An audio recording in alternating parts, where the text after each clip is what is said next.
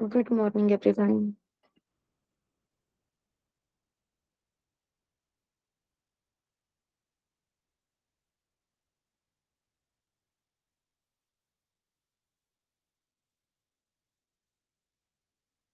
Good morning.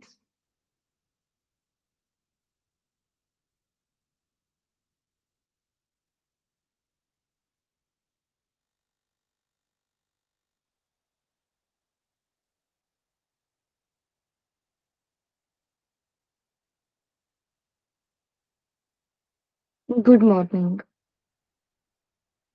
Yes. Screen visible है क्या everyone?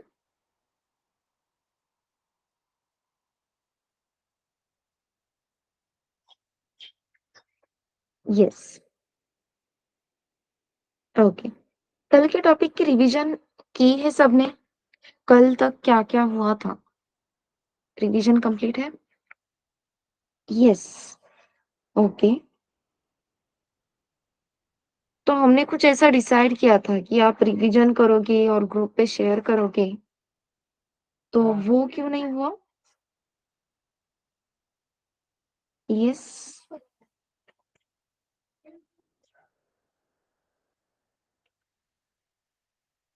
ऐसे क्यों?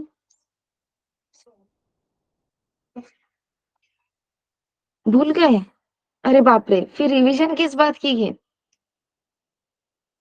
क्योंकि अपना डिस्कशन तो लेक्चर में ही हुआ था। करेक्ट है। रिवीजन हो गया, बस पॉइंट भूल गया कि शेयर भी करना था। What about others?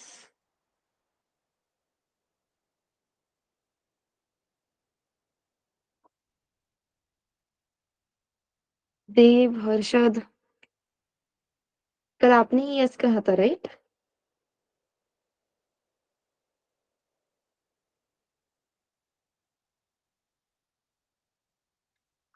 ठीक है। आप भी भूल गए या रिवीजन करने के लिए टाइम ही नहीं मिला?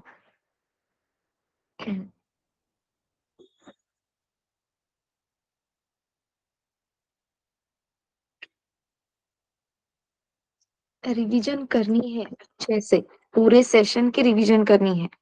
और अगर हम रिवीजन कर रहे हैं सेशन की, तो हमें अपने आप याद आ जाएगा कि आज हमें ये टास्क बताया गया है। ठीक है? फिर आप कहीं तो रिवीजन अच्छे से नहीं कर रहे हो, क्योंकि जो टास्क बताया गया है वो नहीं भूलेंगे अगर आप रिवीजन प्रॉपर्ली कर रहे हो, आपको वो अपने आप याद आ जाएगा। अरे ऐसे भी कुछ कहा था, हमें ये करना था। ओके, चलो। तो टोकन्स आपको लिखने के लिए कहे थे, am I right? Keywords, operators, identifiers, data types, ये कुछ टोकन्स हमने खुद से देखे थे, लेक्चर में ही देखे थे। इसके अलावा कुछ टोकन्स आपने लिखे हैं क्या इस चार्ट में, जो मैंने नहीं लिखा लेकिन आपके पास है? यस। Keywords, okay. लेकिन कीवर्ड्स तो मैंने यहाँ पे मेंशन किए थे। 32 कीवर्ड्स लिखने में मैंने टाइम नहीं इन्वेस्ट किया, दैट्स इट। लेकिन identifiers, operators, keywords, data types, ये 4 पॉइंट्स छोड़ के और कुछ आता है क्या टोकन्स में? और वो क्या है?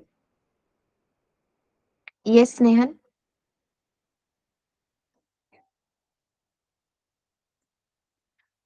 यस। कौन से पॉइंट्स आते हैं? Symbols, okay. कॉन्स्टेंट्स हमने मेंशन किया है ऑलरेडी, ठीक है। Under identifier we have already mention constants, ठीक है। Character set, can we say special character Aparna? So special characters,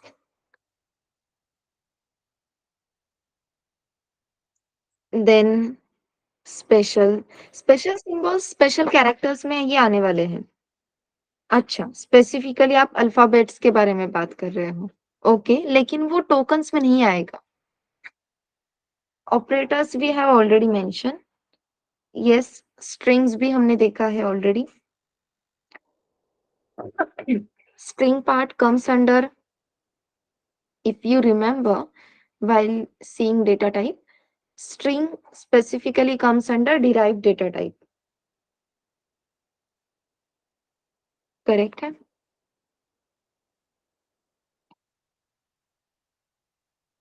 तो उसी टाइम अपना डिस्कशन हुआ था। अगेन मैं फिर से कह रही हूँ, या तो रिवीजन प्रॉपरली नहीं हो रही है या फिर सेशन में अच्छे से ध्यान नहीं दे रहे हो, ठीक है? आप रिकॉर्डिंग देख रहे हो फिर से एवरीवन? अभी जो पार्ट चल रहा है वो सच में इम्पोर्टेंट है अपने लिए।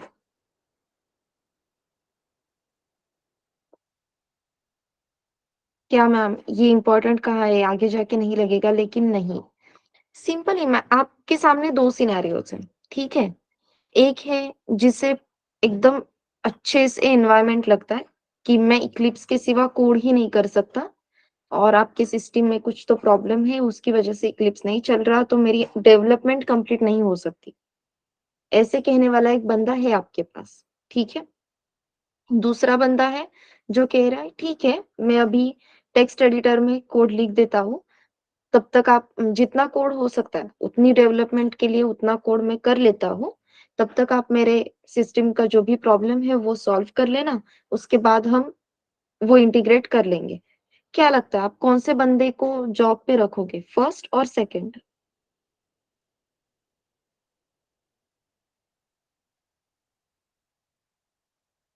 First, okay.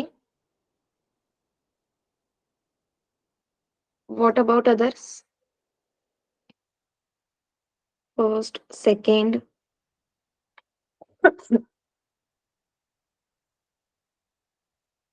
First, okay. First बंदे का कहना है सिस्टम में प्रॉब्लम है, इक्लिप्स काम नहीं कर रहा है, जब तक इक्लिप्स काम नहीं करेगा तब तक मैं काम नहीं करूंगा, क्योंकि इक्लिप्स के सिवा मैं काम नहीं कर सकता। ये पहला वाला बंदा है। दूसरा बंदा है जो कह रहा है कि ठीक है, सिस्टम में प्रॉब्लम है, आप वो ठीक करा लेना, तब तक मैं टेक्स्ट एडिटर में आगे की डेवलपमेंट स्टार्ट कर देता हूँ, सो दैट जब भी सिस्टम का काम हो जाएगा हम कोड इंटीग्रेट करके काम स्टार्ट कर देंगे। Which person you will choose?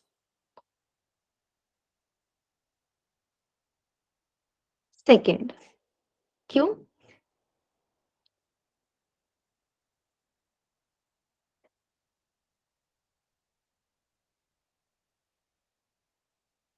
उसे टेक्स्ट एडिटर यूज करना आता है, उसकी वजह से अपना काम कहीं पे भी रुक नहीं रहा, डेवलपमेंट आगे ही बढ़ते जाएगी, ठीक है?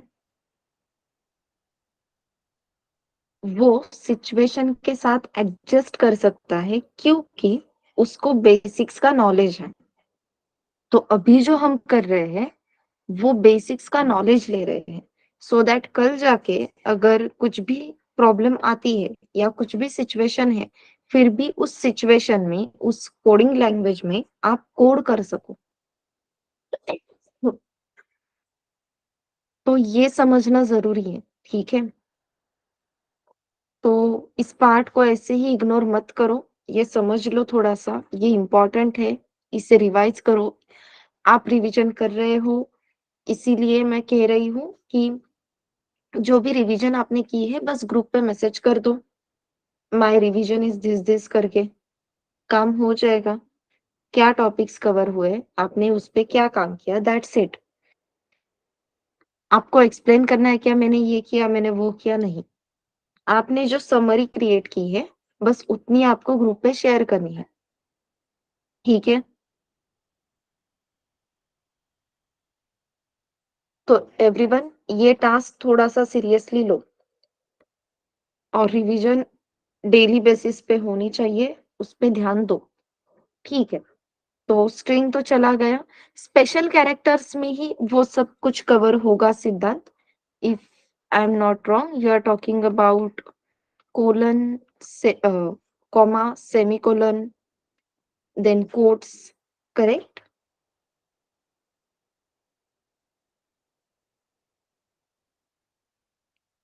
Yes.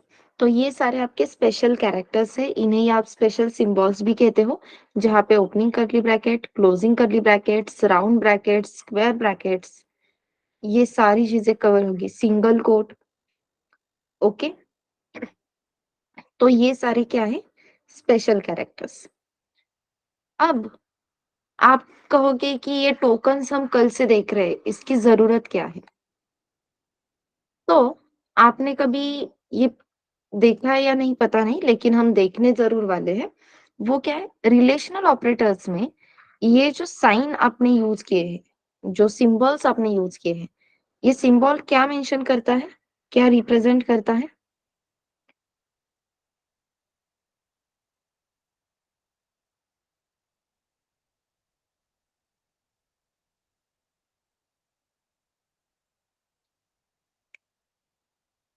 Okay, less than, greater than, perfect. Sushma, please mic off कर दो। हाँ, सो लेस देन और ग्रेटर देन के लिए ये साइंस है, परफेक्ट। आगे जाके जब अपनी कोडिंग स्टार्ट होगी, तो it will act as a angular brackets, it will act as a angular brackets. तो फिर ये लेस देन ग्रेटर देन का काम नहीं करेंगे क्या? बिल्कुल भी नहीं। ये लेस देन ग्रेटर देन ये रिप्रेजेंट करने का काम भी करेंगे, लेकिन साथ में ही उन्हें एज ए एंगुलर ब्रैकेट्स भी ट्रीट किया जाएगा। तो सिंपली कहने का मतलब क्या है, आपके पास जो टोकन्स है, ये तो बस एक एग्जाम्पल था एंगुलर ब्रैकेट्स का, लेकिन आपके पास जितने भी टोकन्स है, आप उन्हें किस कॉन्टेक्स्ट में यूज करते हो, ठीक है? आप उन ऑपरेटर्स को, उन टोकन्स को कौन से कॉन्टेक्स्ट में यूज करते हो, उसके उसके बेसिस पे उसका जो मीनिंग है वो चेंज होता रहता है। इससे मुझे याद आया, मैंने आपको कीवर्ड्स लिखने के लिए कहे थे। कीवर्ड्स लिखे हैं एवरीवन?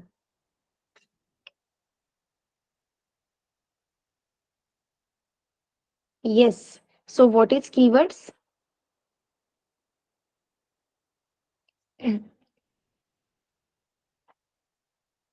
What is keywords? इतना ये भी लिखा होगा ना आपने, व्हाट इज कीवर्ड्स। देन फिर जो 32 कीवर्ड्स है उसमें bifurcation, regular, non regular, smallest unit of program. Okay सिद्धांत?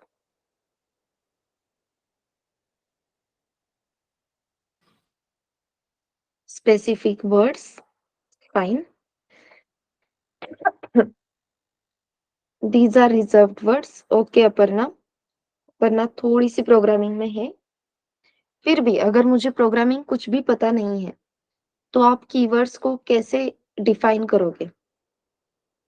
मुझे कोडिंग के बारे में पता ही नहीं है, लेकिन आपको मुझे एक्सप्लेन करना है what is keywords. Work as vocabulary. Okay Snehal.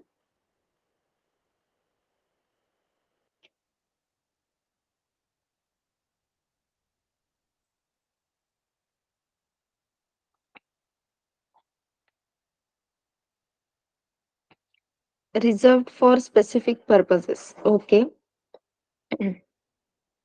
Pre defined words, fine. लेकिन हर एक वर्ड का स्पेसिफिक मीनिंग होता है रोहित, करेक्ट? तो फिर कीवर्ड्स ही अलग क्यों? Keyword is a special characters और वर्ड्स। ओके उमेश, फिर यूज क्या है, स्पेशल क्यों है वो?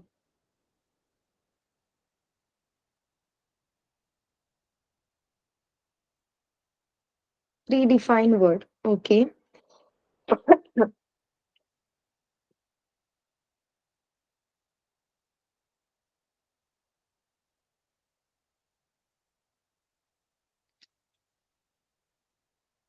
Can we say it works upon the context in the programming language, or in coding, in which context we use them, accordingly they will act? अब ऐसा क्यों कह रही हूँ? सिंपल, एक एग्जांपल लेते हैं, ठीक है? मैंने स्नेहा को कहा go straight and take right, तो इस राइट का मीनिंग क्या है?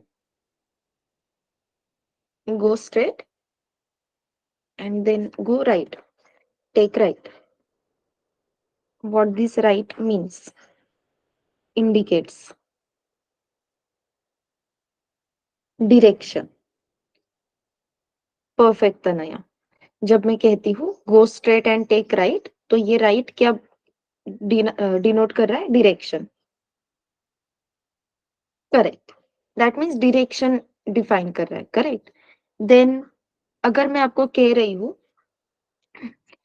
या स्नेहा ये मुझे कहेगी it is my right to attend your lecture. अब ये राइट क्या, इस राइट का मीनिंग क्या है? It is my right, it is my right to attend your lecture.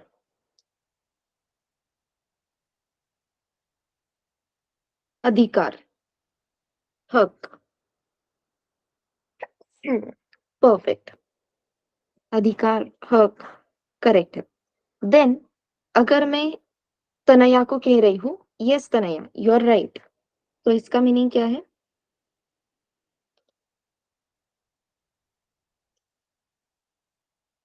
Correct. तो वर्ड सेम था, स्पेलिंग सेम था, बस हम ये वर्ड कहाँ पे यूज कर रहे हैं वो कॉन्टेक्स्ट अलग था. हमने यही राइट वर्ड एक बार डायरेक्शन के कॉन्टेक्स्ट में यूज किया, यही राइट वर्ड एक बार करेक्ट हो ये बताने के लिए यूज किया, और यही राइट वर्ड हमने हक, अधिकार, इस कॉन्टेक्स्ट में भी यूज किया. करेक्ट. तो राइट ये वर्ड रिजर्व्ड है क्या? यस. लेकिन आप उसे कौन से कॉन्टेक्स्ट में यूज करते हो इसके हिसाब से उसका मीनिंग चेंज हो रहा है. This same happens with keywords overall all the tokens. और इसीलिए मैंने आपको कहा अगर आप less than greater then use कर रहे हो उसका मीनिंग वहां पे वैसे रहेगा, लेकिन आगे जाके आपको एक कंसेप्ट पता चलेगी which is known as header file inclusion. ठीक है. तो हेडर फाइल इंक्लूजन में यही लेस देन और ग्रेटर देन के sign will act as a angular brackets. क्यों? क्योंकि कॉन्टेक्स्ट चेंज हुआ है. ये समझ में आ रहा है everyone? It is just changing it's context.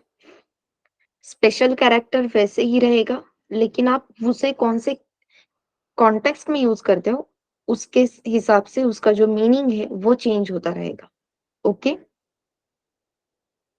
Fine everyone.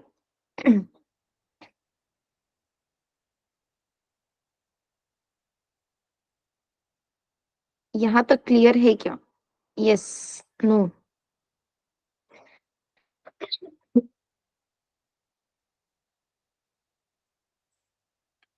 Yes. Okay.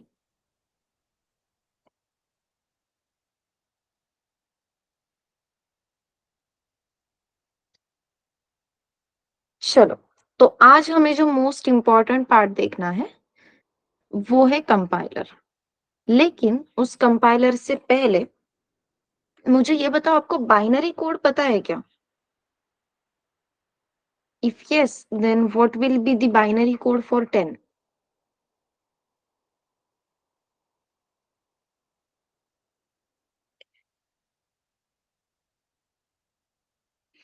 1010. Okay.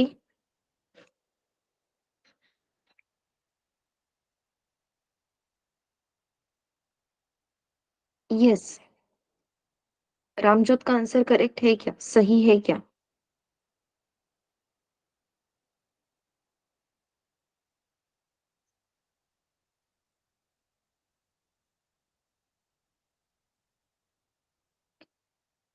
Yes. Okay. Perfect. So binary code for 10 is 1010. फिर मैंने यहाँ पे 8 ब्लॉक्स क्यों ड्रॉ किए हैं? क्योंकि 4 ही नंबर्स है, तो 8 ब्लॉक्स की क्या जरूरत थी? So these are 8 blocks. These 8 blocks represent perfect. These 8 block represent 8 bit. और 8 बीट को मिला के आपका क्रिएट होता है 1 बाइट। ये कैलकुलेशंस क्यों ज़रूरी है? क्योंकि आई थिंक आपको याद रहेगा कल हमने डेटा टाइप्स डिस्कस किए, राइट? और डेटा टाइप डिस्कस करते टाइम हमने देखा था how much memory it requires. जहाँ पे कैरेक्टर के लिए हमने कहा था टर्बो सी में 1 बाइट, वीएस में 1 बाइट, जीसीसी में 1 बाइट। तो जब हम कहते हैं 1 बाइट, 2 बाइट्स, इसका मीनिंग क्या है? या उतने बाइट मतलब कितने बिट्स, ये हमें पता है क्या? For that we are going to see this bit representation. ठीक है? तो जब आप कहते हो 10 की वैल्यू, 10 का बाइनरी कोड रहेगा 1010, तो वो ऐसे आएगा 1010 एंड रिमेनिंग विल बी 0। ठीक है? क्यों जरूरी है ये? कितने बीट्स या किसी भी नंबर को बाइनरी में कैसे रिप्रेजेंट करना है? Why it is important? क्योंकि आपकी जो मशीन है, मशीन मीन्स योर लैपटॉप, उसे कौन सी लैंग्वेज समझ में आती है? Binary language. परफेक्ट। मशीन को क्या समझ में आती है? Binary language. जो आप 1001 इस फॉर्मेट में जो वैल्यूज देते हो, बस वही उसे समझ में आता है। नॉट ओनली लैपटॉप, कोई भी मशीन लो। घर में फैन है फॉर एग्जाम्पल, ठीक है? फैन इज अ मशीन, ये करेक्ट है? फैन मशीन है ना? Yes. I am really sorry. Yes. So fan is a machine. तो फैन के पास दो हमेशा यूनिट्स रहेंगे, 0 एंड 1। जब भी हम फैन ऑन करते हैं तो क्या होगा? If we are turn if turn on fan, तो 0 यूनिट रहेगा या 1? परफेक्ट। सो 1 का मीनिंग क्या है? ऑन। और 0 का मीनिंग क्या है? ऑफ। परफेक्ट। अब ये हुआ ऑन ऑफ के लिए। वैसे ही आपको फैन की स्पीड इंक्रीज करनी थी, ठीक है? तो फैन की स्पीड आपको करनी है 1। तो उसके लिए आपको कुछ तो इंटरनली इंस्ट्रक्शन सेट दिया है कि भाई 001 अगर मिल जाता है तो फैन का स्पीड क्या रहेगा? 1। अगर तुझे इंस्ट्रक्शन मिल जाती है 010, तो फैन का स्पीड और इंक्रीज करना है, उसे लेके जाना है 2 पे। इसी तरीके से वर्क होता होगा। M I right? अगर 011 मिल रहा है तो फैन का स्पीड कहाँ पे जाना चाहिए? 3 पे। अगर इंस्ट्रक्शन सेट मिलता है 100, दैट मीन्स फैन का स्पीड इंक्रीज कर, फैन का स्पीड 4 होने दे। देन 101, तो फैन का स्पीड 5 होने दे। इंटरनली मतलब आपको सिर्फ क्या दिख रहा है? आप रेगुलेटर इटरेट कर रहे हो, रेगुलेटर घुमा रहे हो, लेकिन इंटरनली कुछ तो इंस्ट्रक्शंस पास हो रहे होंगे और उन इंस्ट्रक्शंस के बेसिस पे इंटरनल मैकेनिज्म वर्क कर रहा होगा। करेक्ट है?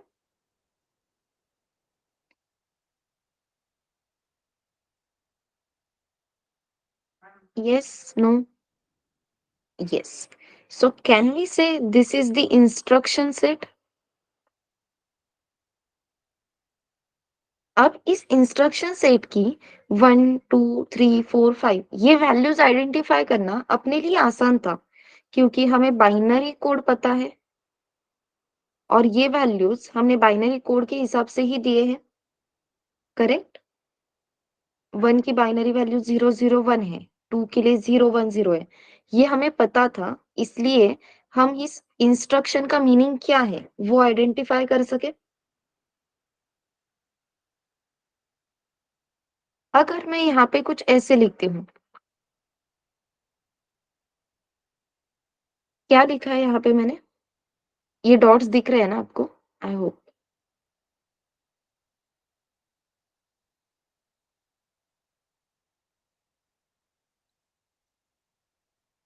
यस। क्या लिखा है?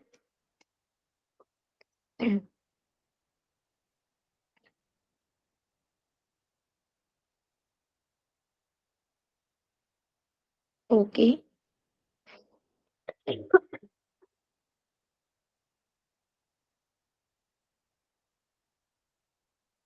यस एवरीवन, समझ में नहीं आ रहा तो वो बता दो। फास्ट रिप्लाई करो, चलो।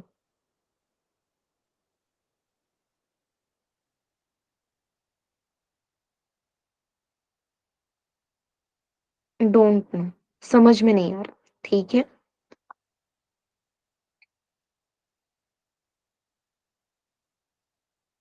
अब क्या लिखा है?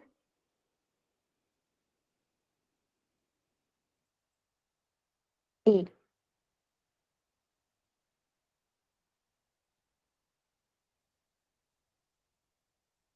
अब B.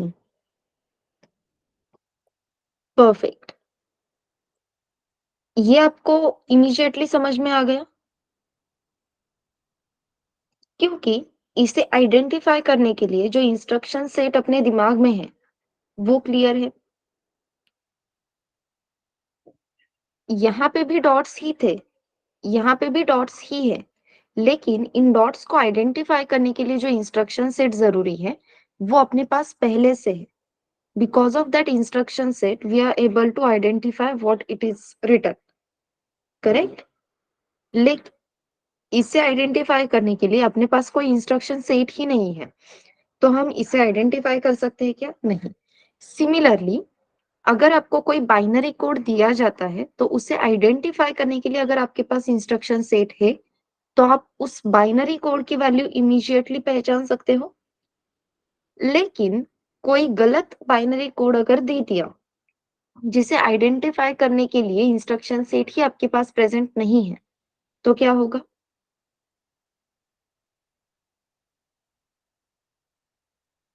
Something like error will occur. जैसे अपने लिए ये सिनेरियो था, कुछ समझ में ही नहीं आ रहा क्या लिखा है, क्योंकि उसके लिए क्लियर इंस्ट्रक्शन सेट मेरे पास नहीं है। तो वैसे ही, अगर आप आपके मशीन को हाय हेलो ऐसा कुछ कहते हो तो मशीन को हाय हेलो ये जो वर्ड्स है वो समझ में आने वाले हैं क्या? नहीं। करेक्ट। तो उसे वो समझ में नहीं आने वाला, तो हमें क्या करना होगा? उसे उसकी लैंग्वेज में एक्सप्लेन करना होगा। उसकी लैंग्वेज क्या है? Binary language. तो सिंपल, यहाँ पे अपना 10 था, इसलिए हमने बाइनरी कोड में उसे कन्वर्ट करके आसानी से बता दिया। यही मैं अगर आपको 153 के लिए बाइनरी कोड लिखो तो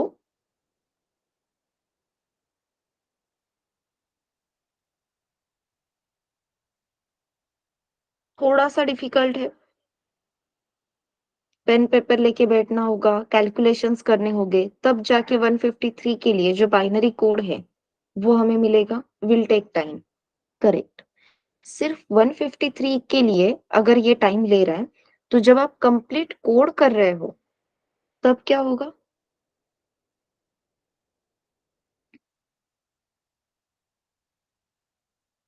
राइट। आपको 100 लाइंस का कोड लिखना है तो 100 लाइंस का कोड अगर आप इस लैंग्वेज में लिखते बैठोगे तो पूरी जिंदगी एक ही कोड के लिए लग जाएगी। हाँ। तो ऐसे कभी कोडिंग हुआ नहीं है क्या? बिल्कुल भी नहीं। जो अपना फर्स्ट कंप्यूटर था, तो फर्स्ट कंप्यूटर में जो भी कोडिंग हम करते करते थे वो पूरी कोडिंग बाइनरी कोड में ही होती थी। तो वो बहुत होशियार लोग थे, ऐसे कहना ही होगा, क्योंकि वो पूरा कोड बाइनरी में टाइप करते थे। करेक्ट है। But yes of course it takes time. बहुत टाइम जाता था, बहुत टाइम कंज्यूमिंग काम है, और इतने टाइम कंज्यूमिंग प्रोसेस में हम बहुत बड़े बड़े एप्लीकेशंस अभी जिस लेवल पे क्रिएट कर रहे हैं वो पॉसिबल भी नहीं होता। ठीक है। तो ये कुछ चीजें हैं। तो यस, हम बाइनरी में कोड लिखने में टाइम इन्वेस्ट नहीं करेंगे। हम कहेंगे भाई हम तो इंग्लिश अलाइक लैंग्वेज में ही कोड लिखेंगे, क्योंकि वो अपने लिए आसान है, करेक्ट? इंग्लिश अलाइक लैंग्वेज में कुछ भी बातें करना अपने लिए आसान है as compare to binary code. लेकिन इस इंग्लिश अलाइक लैंग्वेज को मशीन तो आइडेंटिफाई नहीं कर सकती। मशीन को सिर्फ और सिर्फ समझ में आती है बाइनरी लैंग्वेज। तो अगर आपको कोई ऐसा मसीहा मिल जाए जो आपके इंग्लिश अलाइक लैंग्वेज को बाइनरी लैंग्वेज में कन्वर्ट करके दे रहा है, तो काम आसान होगा।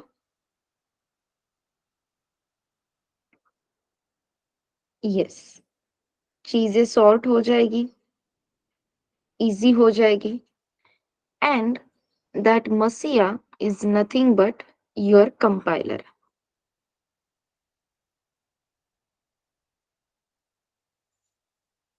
ओके, तो आपका कंपाइलर क्या है ये? It is nothing but software.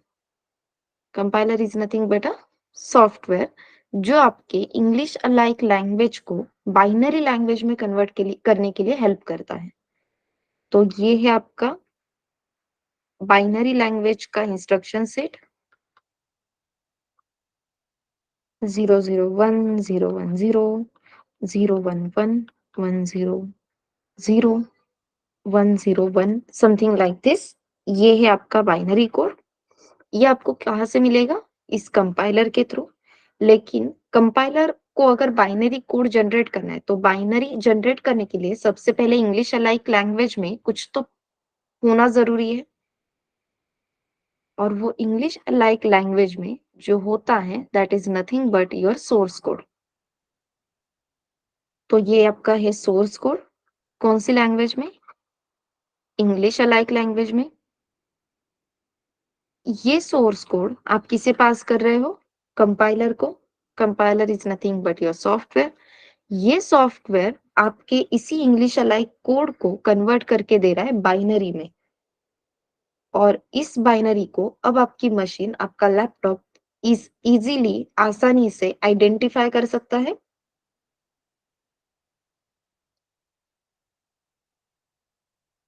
Yes, yes. लेकिन अब यहाँ पे तो आपको सिर्फ बाइनरी मिल गया ना। ये बाइनरी एग्जैक्टली क्या रिप्रेजेंट कर रहा है ये भी तो देखना होगा। जैसे कि मैंने सिर्फ डॉटेड लाइन में ऐसे कुछ तो लिख के दिया, लेकिन ये डॉट्स कनेक्ट करके इस इंस्ट्रक्शन सेट को डिकोड करके आपके पास जो इंस्ट्रक्शन सेट है उसके साथ प्रोसेसिंग करके आपका आंसर क्या आया था? ए, राइट? तो ये सिर्फ बाइनरी है। इस बाइनरी का इंस्ट्रक्शन सेट आपको पहले आइडेंटिफाई करना होगा, मैच करना होगा आपके पास जो इंस्ट्रक्शन सेट है उसके साथ, तभी आप आंसर दे सकते हो। तो इस बाइन ये बाइनरी तो आपको इजीली मिल गया आपके कंपाइलर के थ्रू, लेकिन इस बाइनरी पे प्रोसेसिंग करनी होगी। सबसे पहले इस बाइनरी को इंटरप्रेट करना होगा। तो इस बाइनरी कोड को इंटरप्रेट करने का काम कौन करता है? ओएस, आपकी operating system. So OS will act as a interpreter. लेकिन ओएस ने सिर्फ इंटरप्रेट किया है। हाँ, ये मीनिंग हो सकता है, लेकिन उसकी इंटरप्रिटेशन पे काम करना भी जरूरी है, प्रोसेसिंग भी जरूरी है। जैसे कि डॉट्स देख के आपने इंटरप्रेट किया ए हो सकता है, लेकिन आपके पास जो इंस्ट्रक्शन सेट है उसके साथ मैच भी करना होगा कि सच में ए है क्या। और इसीलिए ओएस के ऊपर या ओएस के साइड में जो काम करता है वो होता है आपका प्रोसेसर। बहुत बार कहते हैं प्रोसेसिंग स्पीड कम हो गई है, राइट? लैपटॉप प्रोसेसिंग फास्ट कर ही नहीं रहा, बहुत टाइम ले रहा है प्रोसेसिंग के लिए। ये चीजें हम बहुत इजीली बोल देते हैं। तो प्रोसेसर मतलब क्या है? या प्रोसेसिंग हो रही है, मतलब क्या है? कुछ तो इंस्ट्रक्शन सेट है, कुछ तो इंस्ट्रक्शंस पास किए जा रहे हैं और उनके बेसिस पे सॉरी, उनके बेसिस पे आगे का टास्क परफॉर्म होगा, आपको फाइनल आउटपुट मिलेगा that done by processor. Journey clear है एवरीवन?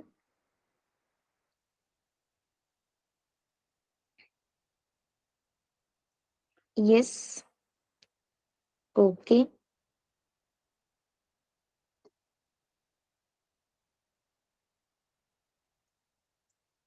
फाइन। तो OS will act as a interpreter, फिर इंटरप्रेट करने के बाद उस पे processing and then you will get the final output. तो अब आप मुझे बताओ, यहाँ पे आपको क्या लगता है इनपुट कहाँ से मिल रहा है आपको? जो भी एग्जीक्यूशन करना है उसके लिए इनपुट कहाँ से मिल रहा है?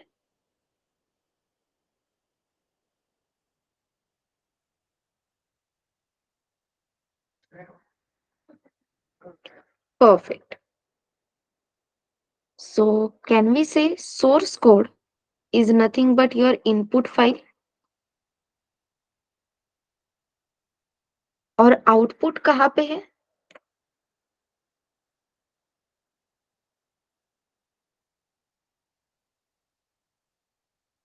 Okay, OS binary, what about others?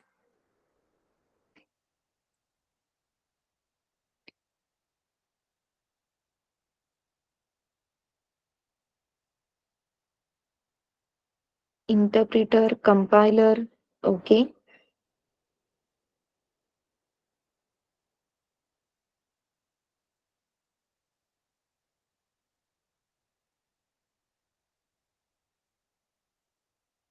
Okay.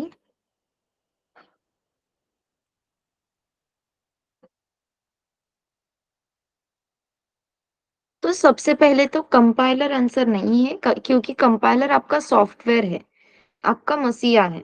वो आपको क्या कर किस में हेल्प कर रहा है? इस इंग्लिश अलाइक लैंग्वेज को बाइनरी में कन्वर्ट करने के लिए हेल्प कर रहा है, सो दैट अपना काम कम हो जाए। ठीक है? तो कंपाइलर आंसर नहीं रहेगा, ये क्लियर है? देन आपने कहा ओएस, इंटरप्रेटर, प्रोसेसर, ये सारी चीजें, इनका काम सिर्फ क्या है? इंटरप्रेट करना। लेकिन इंटरप्रेट क्या करना है? उसके लिए इनपुट चाहिए, या इंटरप्रेट करने के लिए इंस्ट्रक्शन सेट चाहिए। तो वो इंस्ट्रक्शन सेट आपको कहाँ से मिल रहा है? बाइनरी से। तो this binary is nothing but your output file. Clear है? ये बाइनरी आपकी आउटपुट फाइल है। सिर्फ उसे इंटरप्रेट करके फाइनल सामने आंसर दिखाने के लिए जो चीजें चाहिए वो आपको इंटरप्रेटर प्रोवाइड कर रहा है, लेकिन output file is your binary file.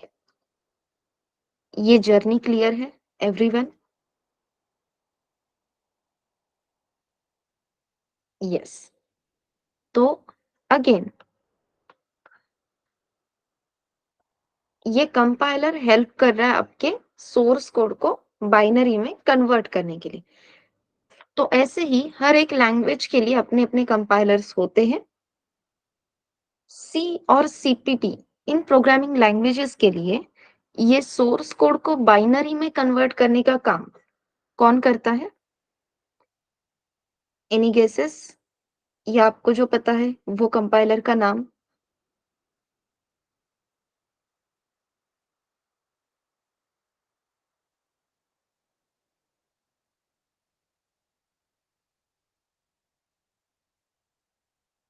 GCC सुना है?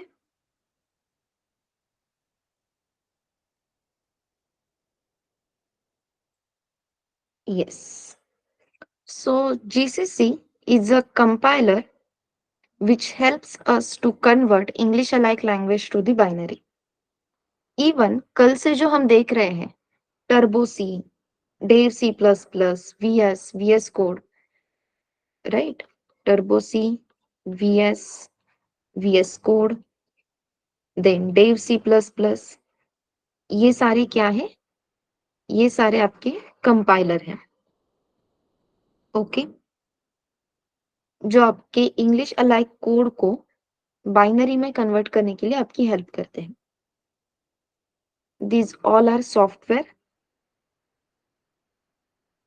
और इन्हें हम यूज करने वाले हैं फॉर प्रोग्रामिंग पर्पसेस। इसके थोड़ा सा आगे जाके अब ये Turbo C, VS Code, then sorry VS Code, Dev C plus plus, ये सारे सॉफ्टवेयर हैं। इन सॉफ्टवेयर्स को सिर्फ कंपाइलर नहीं कहा जाता, इन्हें कहा जाता है आईडीई। इसका मीनिंग क्या है या फुल फॉर्म क्या है? Integrated, yes, integrated development environment, correct? सुना है ये कभी? CSIT, yes. So IDE, integrated development environment. तो Turbo C, VS, VS Code, Dev C plus plus, ये चारों भी क्या है? आईडीईज है। और जीसीसी क्या है? जीसीसी ये आपका कंपाइलर है। तो आईडीई और कंपाइलर, इनमें डिफरेंस क्या है? तो कंपाइलर मीन्स क्या है? ऐसा सॉफ्टवेयर जो सिर्फ और सिर्फ आपके सोर्स कोड को बाइनरी में कन्वर्ट करके देगा। लेकिन आईडीई मतलब क्या है?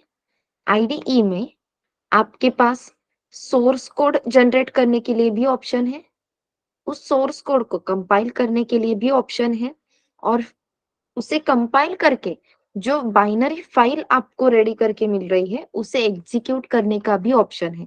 सो सिंपली आप कह सकते हो आईडीई इज द कॉम्बिनेशन और इंटीग्रेटेड। उसने क्या क्या इंटीग्रेट किया है? सोर्स कोड, क्योंकि सोर्स कोड जो हम लिखते हैं वो टेक्स्ट एडिटर में लिखा जाता है, तो ये टेक्स्ट एडिटर भी आईडीई में प्रेजेंट है। उसे कंपाइल करने के लिए जो कंपाइलर लगता है वो कंपाइलर भी वहां पे प्रेजेंट है। एंड आफ्टर दैट कंपाइलर के थ्रू हमें क्या मिल रही है? Binary file. तो अगर आपका मशीन आपका कोड एग्जीक्यूट करने वाला है तो ऑब्वियसली उसे क्या देना जरूरी है? बाइनरी कोड देना जरूरी है, इंस्ट्रक्शन सेट वो प्रोवाइड करना जरूरी है। और यहीं पे बाइनरी कोड को एग्जीक्यूट करने का ऑप्शन भी आपके पास प्रेजेंट है। Source code, compiler, binary code execution, ये सब मिला के अपने आईडीई जो है वो क्रिएट हुए हैं। ठीक है, क्लियर है? जीसीसी क्यों अलग है और आईडीई क्यों अलग है? तो अगर आपके पास जीसीसी है, आपके पास कंपाइलर है, तो आपको Turbo C, VS, VS Code, Dev C plus plus ये नहीं होगा तो भी चलेगा। कैसे? क्योंकि आप सिंपली नोटपैड में कोड लिख सकते हो। नोटपैड में अभी तक आपने बहुत सारे नोट्स वगैरह निकाले होंगे, राइट? सो अगर जीसीसी है, सो वी कैन राइट, अपना जो सोर्स कोड है वो नोटपैड पे लिख सकते हैं। उसे एग्जीक्यूट करना है, उसकी बाइनरी फाइल क्रिएट करनी है, उसे एग्जीक्यूट करना है, तो simply for output we can go to command prompt, CMD. तो कमांड प्रॉम्प्ट पे हम इजीली उस कोड को एग्जीक्यूट भी कर सकते हैं। ठीक है,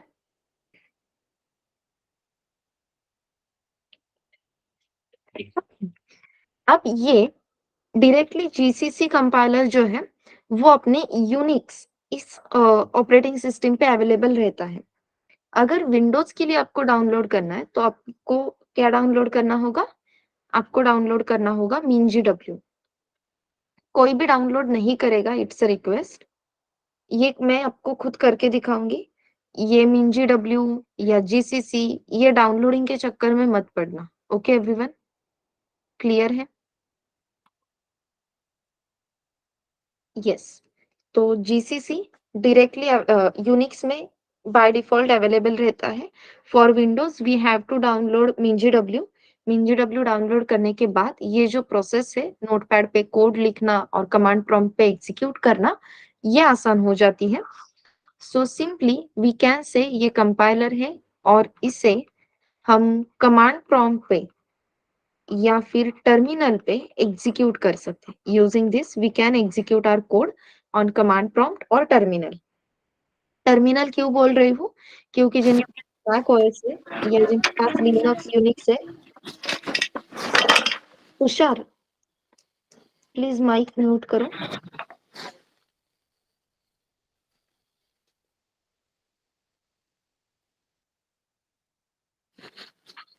विचार करताना प्लीज लक्ष देत जा।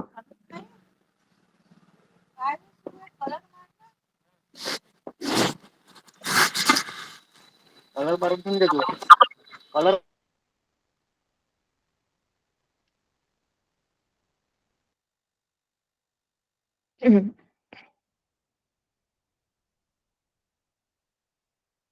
फाइन।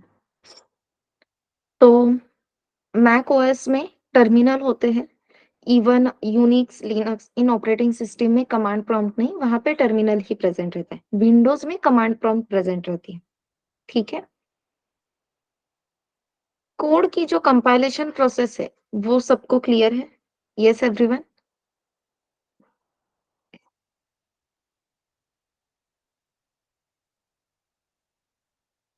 यस। अब जैसे मैंने कहा कि हम डायरेक्टली कमांड प्रॉम्प्ट पे भी ऑपरेशंस कर सकते हैं। दैट मीन्स विदाउट आईडीई भी कोडिंग पॉसिबल है। So without Windows, without mouse, without Windows आपका लैपटॉप ऑपरेट करना पॉसिबल है क्या? आपके पास विंडोज नहीं है, विंडोज ऑपरेटिंग सिस्टम नहीं है, तो आप लैपटॉप ऑपरेट कर सकते हो क्या? ओके तनया। ओके ठीक है। विंडोज इस ऑपरेटिंग सिस्टम से पहले भी कुछ ऑपरेटिंग सिस्टम्स थी। वो कौन सी है?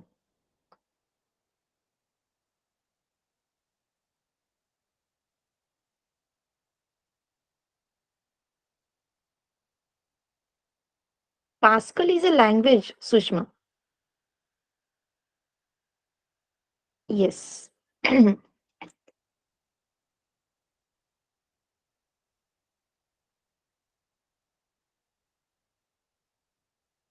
हाँ, लेकिन आप जिस ऑपरेटिंग सिस्टम के बारे में बात कर रहे हो वो पास्कल में डिजाइन की थी। ओके, लिनक्स से भी पहले एक ऑपरेटिंग सिस्टम थी।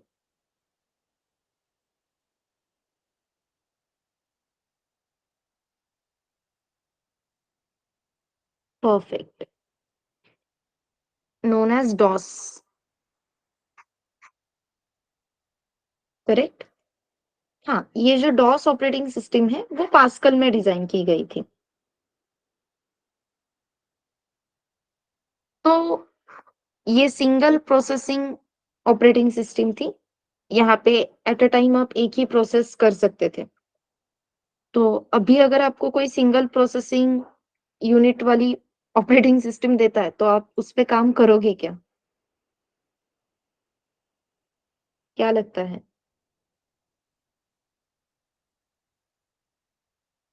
एट अ टाइम एक ही प्रोसेस एग्जीक्यूट कर सकते हो ऐसे अगर आपको बताया गया? आदत होती है ना? Obviously no.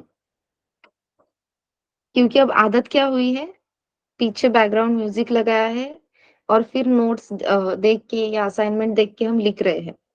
करते हैं बहुत सारे लोग। या पीछे चैट जीपीटी चल रहा है, आगे कोडिंग चल रहा है। At a time multiple processes करने की आदत हो गई है। ऑब्वियसली अब सिंगल प्रोसेसिंग वाली जो ओएस है, ऑपरेटिंग सिस्टम है वो काम नहीं करेगी। करेक्ट। लेकिन जब ये डॉस था या मेरे पास विंडोज़ नहीं है, फिर भी मैं डॉस कमांड्स एग्ज़ीक्यूट कर सकती हूँ क्या?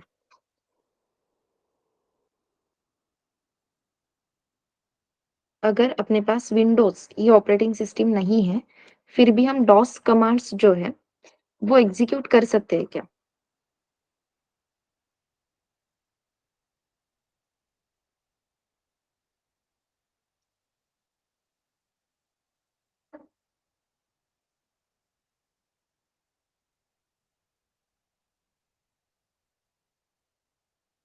Okay,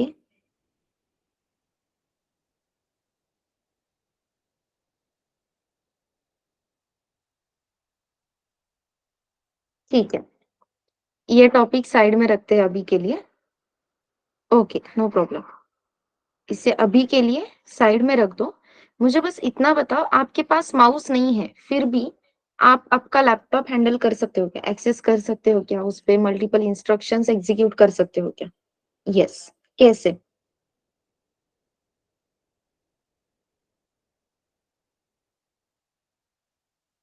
perfect. You will access your machine, your computer through command prompt. तो अगर आपको कमांड प्रॉम्प्ट के कमांड्स पता है, तो माउस की ज़रूरत भी नहीं लगेगी। तो अगर मुझे एक डायरेक्टरी क्रिएट करनी है, एक फ़ोल्डर क्रिएट करना है, तो उसके लिए कमांड क्या रहेगी? यस तनिषा, आपका जो भी डाउट है, आप चैट बॉक्स में टाइप कर दो।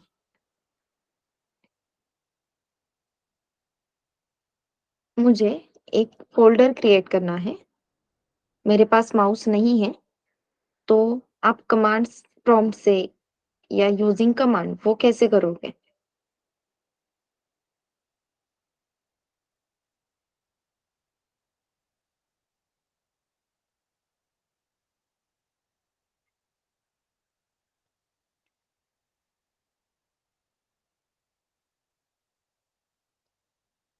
Perfect.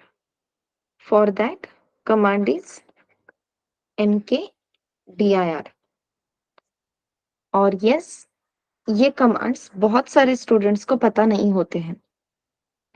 तो कमांड प्रोसेस के साथ आज जो अपना टास्क है वो क्या है? You have to write DOS commands.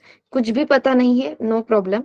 Simply search करो डॉस कमांड्स या फिर इसकी जगह पे आप सर्च करो फाइल हैंडलिंग कमांड्स। ठीक है?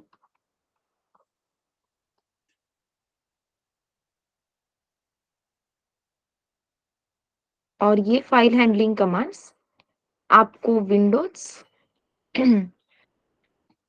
और लिनक्स इन दोनों ऑपरेटिंग सिस्टम के लिए चेक करने हैं। बहुत सारे कमांड्स हैं जो सेम ही रहेंगे विंडोज के लिए भी और लिनक्स के लिए भी, लेकिन ये डॉस कमांड्स आपको नोट डाउन करके रखने हैं। जिसे डॉस कमांड्स आ गए, वो उसका जो प्रोग्रामिंग है, वो मतलब वो पर्सन प्रोग्रामिंग सीरियसली बहुत अच्छे से बहुत इजीली कर सकता है। ये डॉस कमांड्स इंपॉर्टेंट है क्या थ्रू आउट द जर्नी? तो यस। कहाँ पे यूज़ करेंगे, कैसे यूज़ करेंगे, वो बाद में देखते हैं। लेकिन एट लीस्ट अभी के लिए नोट डाउन करके तो रख सकते हो। Yes everyone? तो आज का टास्क क्लियर है? क्या टास्क है एक बार चैट बॉक्स में लिख के बताओ मुझे।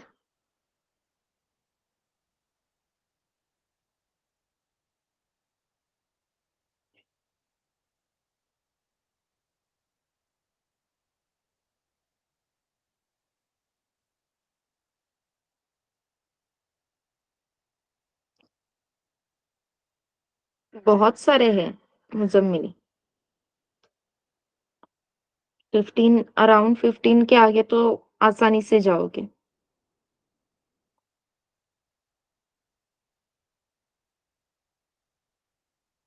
एग्ज़ैक्ट काउंट अब याद नहीं रहेगा। इतना कौन याद रखता है? ठीक है? यस। और सिर्फ कमांड्स नहीं लिखने हैं, उसका डिस्क्रिप्शन भी लिखना है। ठीक है? जैसे कि mkdir to make directory, then rmdir to remove directory, then delete करके एक कमांड है, it helps to delete folder. ऐसे लगता है रिमूव और डिलीट दोनों सेम ही है, लेकिन नहीं। जो रिमूव की कमांड है वो डायरेक्टरी मतलब फोल्डर रिमूव करती है। जो डिलीट कमांड है वो स्पेसिफिक फाइल को डिलीट करती है। So using delete command you can not delete your folder.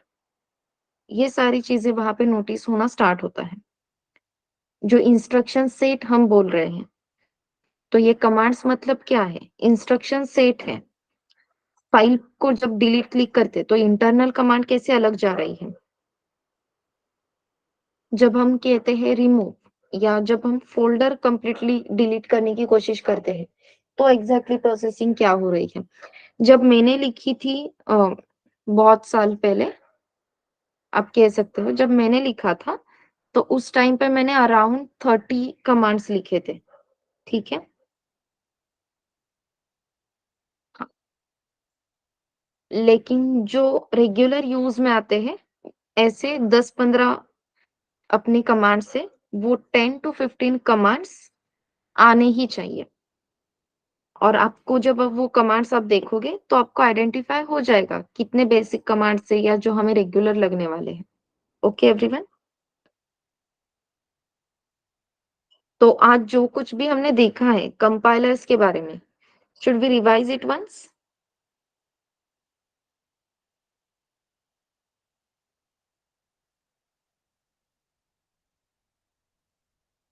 Yes.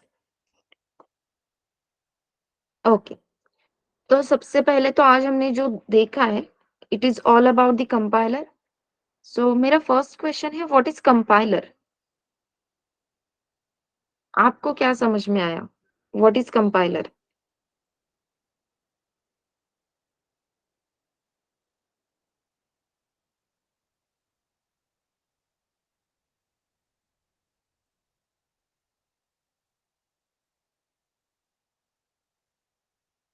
Machine which converts source code to binary.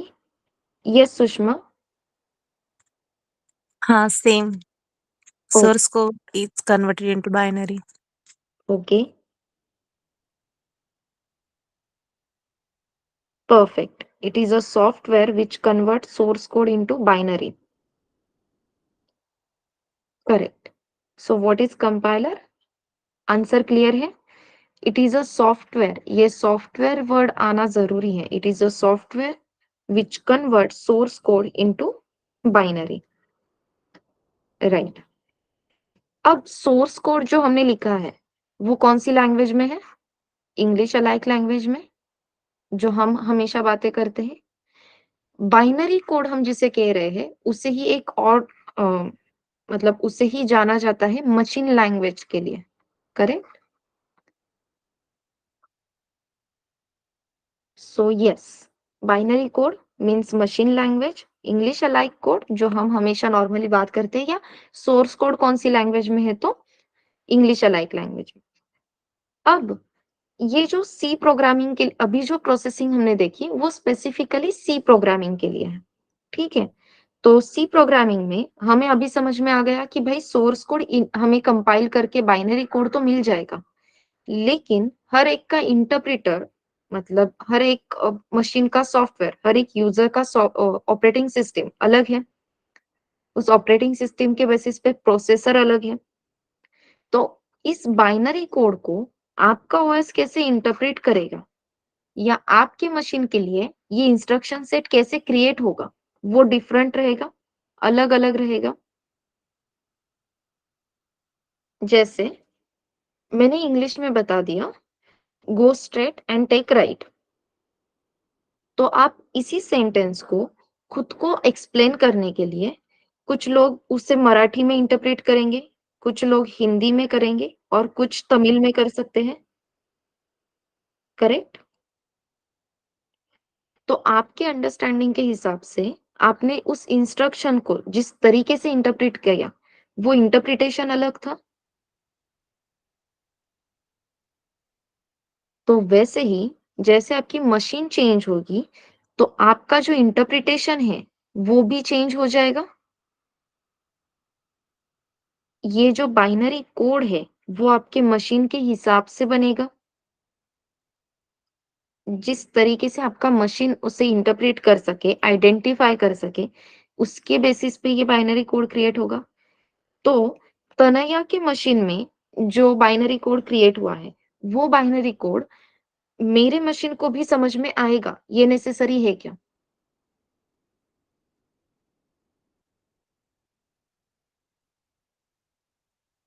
नहीं।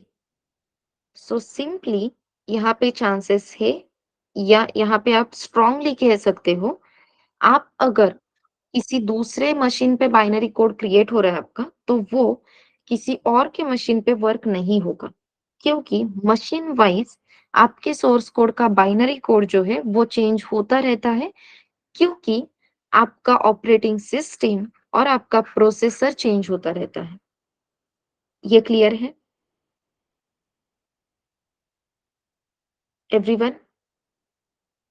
और इसीलिए आपने सुना होगा C programming language is a platform dependent language. Yes. तो यहाँ से अपने एक्चुअल आंसर्स और एक्चुअल जर्नी स्टार्ट होगा। और अगर ये प्लेटफ़ॉर्म डिपेंडेंसी क्लियर होती है, तो जावा में जाके समझ में आता है why Java is platform independent. Clear है? So simply C program has platform dependency क्योंकि it depends upon the compiler, OS and processors. Clear है?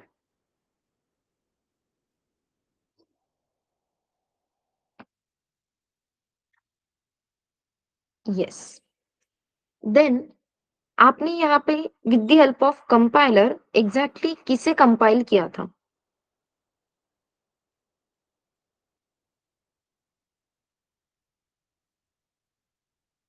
To get binary code, which file we compiled? English alike language, और we can say source code। तो ये line लिख के लेनी है, मतलब अभी तक जो भी मैंने कहा सब लिख के लेना था। आई डोंट नो आप में से कितने लोगों ने लिखा है, लेकिन ये लाइन स्पेसिफिकली लिख के लेनी है। We compile source code and we execute binary code। Clear है? We compile source code and we execute binary code।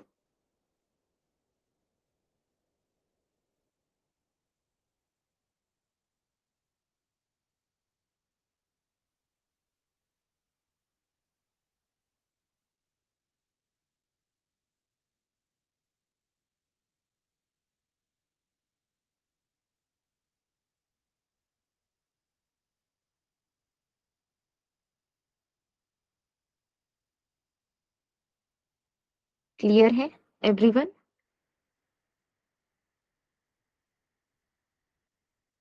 Yes. और अगर आपके सोर्स कोड में ही कुछ प्रॉब्लम है, या आपके सोर्स कोड में ही कुछ गलत दे दिया, तो आप उसे इंटरप्रेट कर सकते हो क्या?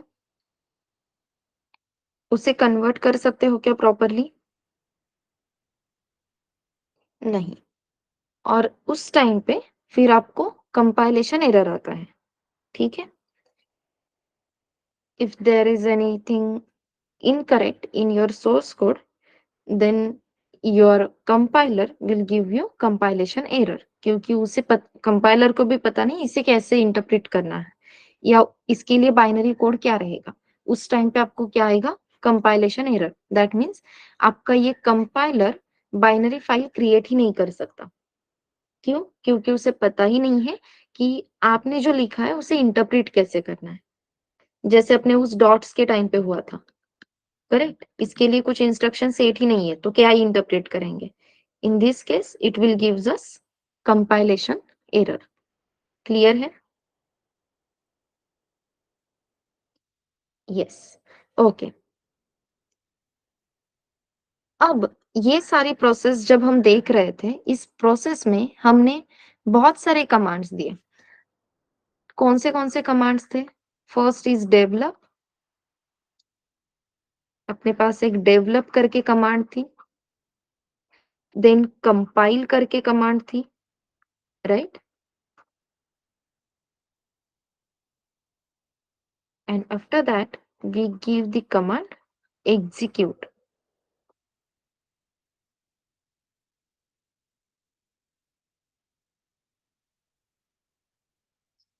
करेक्ट है? तो ये टोटल 3 कमांड्स थी। तो लेट अस सी कौन सी कमांड हमने किसे दी थी। So simply we develop source code, right? फिर आपने कंपाइल किसे किया? We develop source code. आपके ये जो कंपाइल करके कमांड है, वो आपने किसे दी? आपके कंपाइलर को। This compile command is given for compiler. अब ये कंपाइलर आपको इन रिटर्न क्या दे रहा है? Binary file. और फिर ये जो एग्जीक्यूट करके कमांड आपने लिखी है, तो एग्जीक्यूट करने के लिए आप किसे बोल रहे हो? आपके ऑपरेटिंग सिस्टम को, क्योंकि इस बाइनरी फाइल को इंटरप्रेट करने का काम किसका है? ओएस का, प्रोसेसर का। तो एग्जीक्यूट क्या करोगे? विल एग्जीक्यूट बाइनरी फाइल,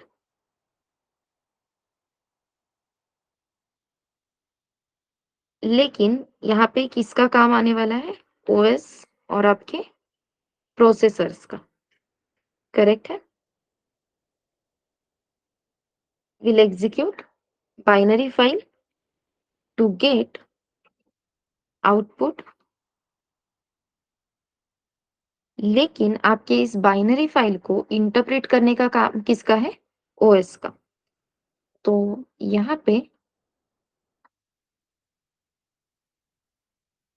हम इस तरीके से एरो दे सकते हैं, इंटरप्रेटेड बाय। क्लियर है?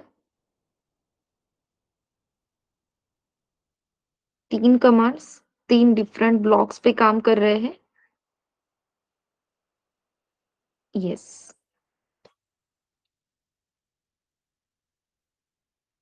तो सोर्स कोड डेवलप किया। यस, रिवाइज कर रहे हैं।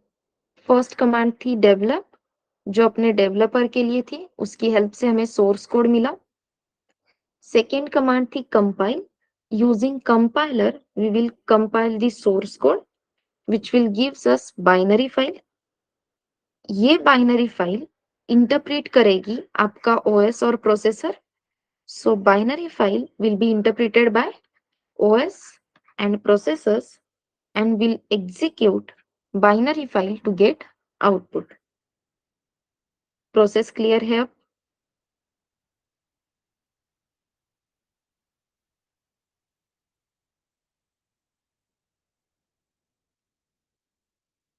यस। तो आज आपसे रिवीजन के जो नोट्स है वो आएंगे, ऐसा मैं एक्सपेक्ट कर लूं? एक्सपेक्ट कर सकती हूँ?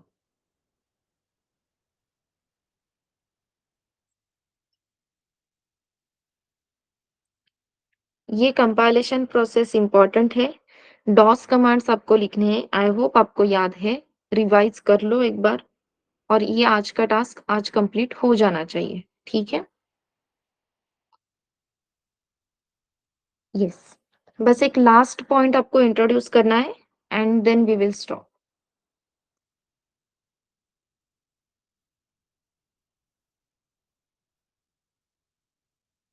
अभी के लिए इसे बस फॉलो करो।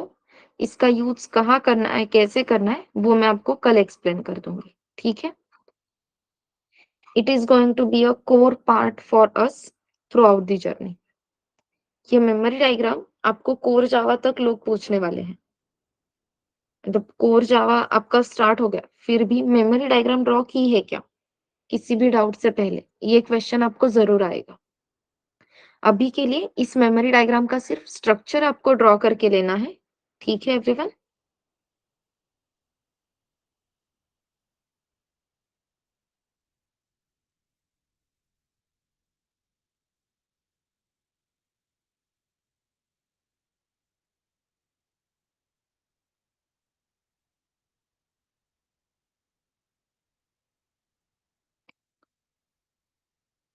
एक मिनट, मैं इसे फुल स्क्रीन करती हूँ तो ये प्रॉपरली आएगा।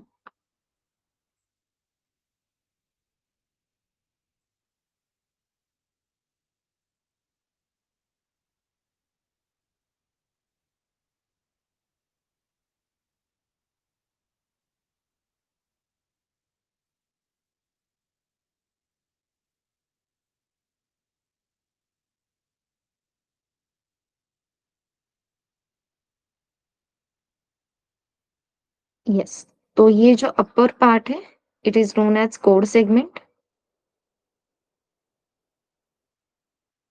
एंड ये जो लोअर पार्ट है, it is known as data segment.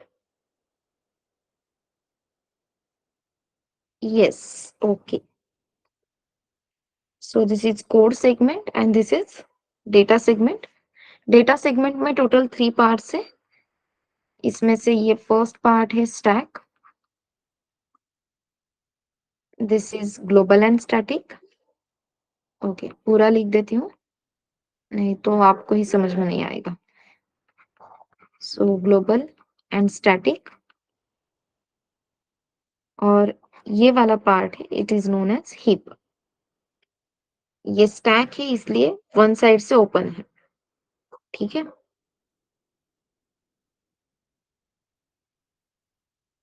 So this is nothing but your memory diagram, जो आपको थ्रू आउट द कोर्स लगने वाली है, और इस मेमोरी डायग्राम को भी आपको 5 टाइम्स ड्रॉ करना है। क्लियर है? As it is, you have to draw it 5 times.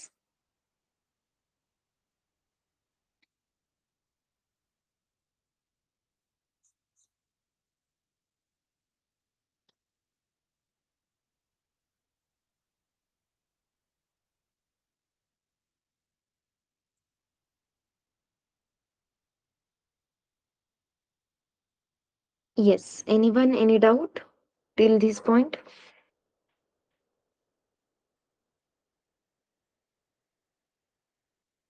No. Okay. Memory diagram draw करके ली है एवरीवन?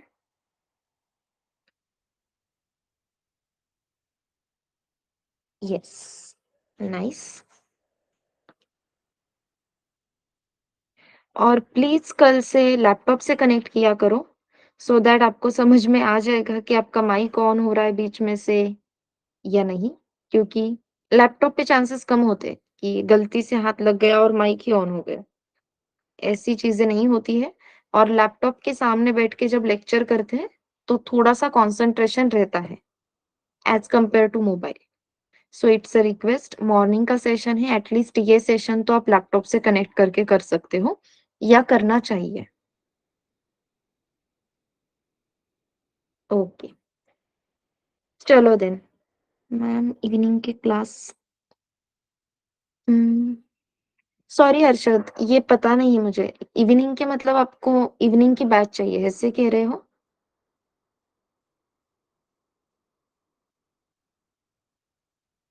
या lab sessions? Lab sessions.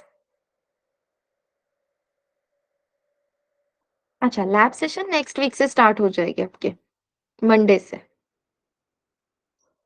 2 lab sessions रहेंगे, एक सुबह रहेगा अपने सेशन के बाद और एक इवनिंग में रहेगा, ठीक है? सॉफ्ट स्किल भी जल्दी ही स्टार्ट होगा ज्ञानेश्वर, उसके लिए अभी टाइम है। सॉफ्ट स्किल से पहले शायद आपका एप्टीट्यूड स्टार्ट हो जाएगा। एप्टीट्यूड से याद आया मुझे, आप में से कितने स्टूडेंट्स को टेबल्स अ, याद है? यस, 20 तक, 30 तक टेबल्स याद है। नाइस। नहीं प्रज्वल।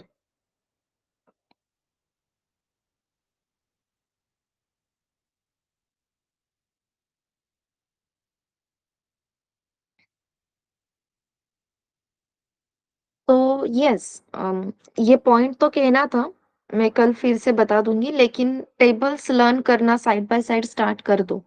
एप्टीट्यूड के लिए वो बहुत इंपॉर्टेंट है, ठीक है?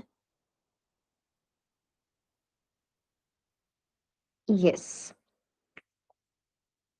चलो, okay then, bye bye everyone, मिलते हैं कल। 30 तक टेबल्स।